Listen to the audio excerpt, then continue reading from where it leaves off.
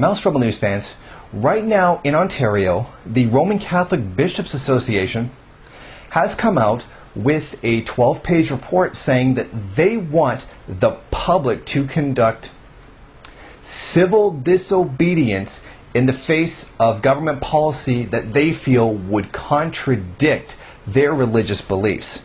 This is an excerpt from the 12-page pastoral letter. Religious voices have a right to be heard in public debate and shouldn't be shouldered aside in the name of separation of church and state. What they're talking about is the debate over abortion, contraception, and gay marriage.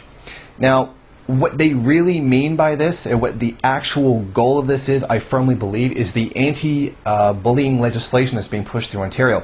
Right now, Premier Dalton McGuinty, doing one of the few things I will actually agree with him for doing, is trying to push through a piece of legislation that would be anti-bullying, and one of the big things in there is anti-hate speech against gays, which would make it a crime for educational institutions to teach that being gay is wrong.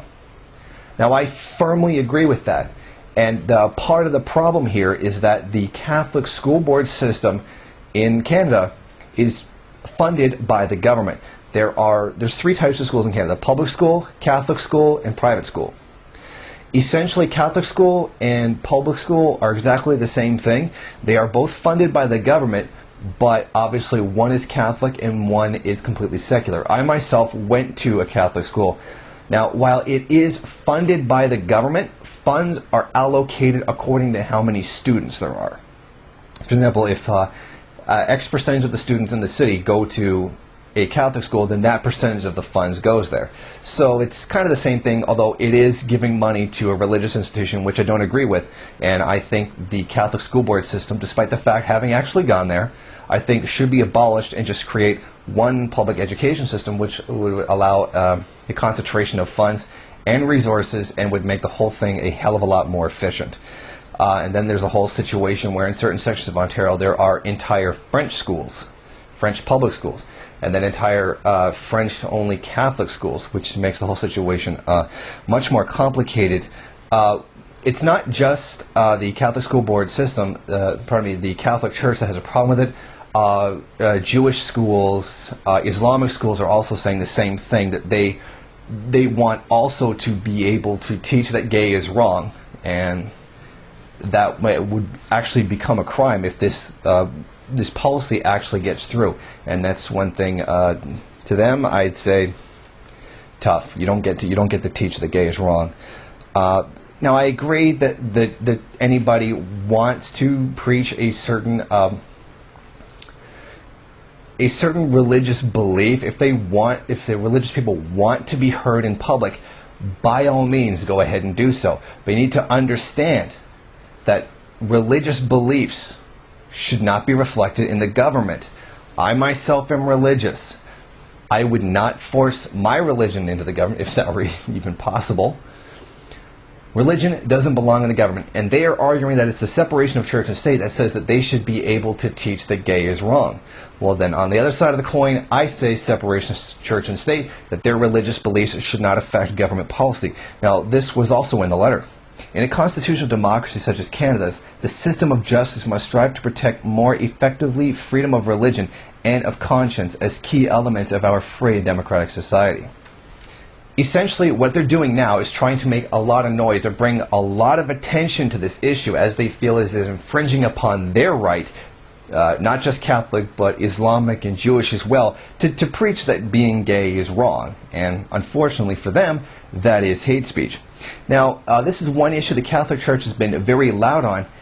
However, one that they and the rest of the Christian churches have been actually very quiet on is the issue of the residential school issue.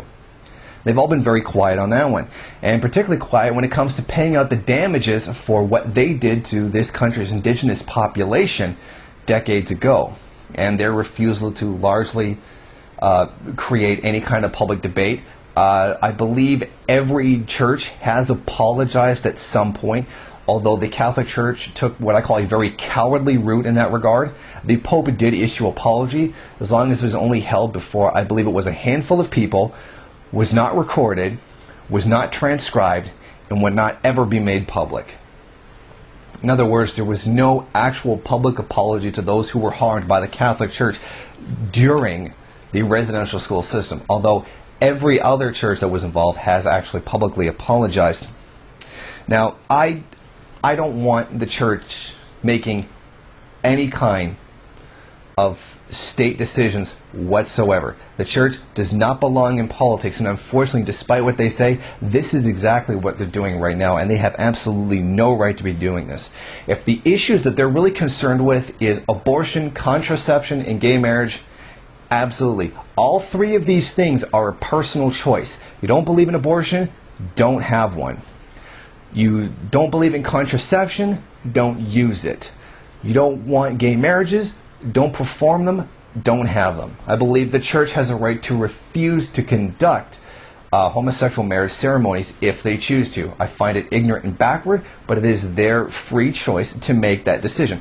Because quite frankly, if you were of such a sexual minority and your church was refusing to marry you, you should be considering going to another church or possibly leaving religion altogether if that's what you want to do. Now, I'm not particularly worried too much about the society being influenced by the church and this letter calling for open civil disobedience, because Canada has a fairly long history in the West in comparison to the United States of being a largely secular society that has not been influenced too much by religious ideas. Now, of course, previously in our past, it has been very religious, but I don't think very much so now. We are a largely secular society today, so I'm not too particularly concerned about this, but it would be nice for the Catholic Church to just shut up about public policy.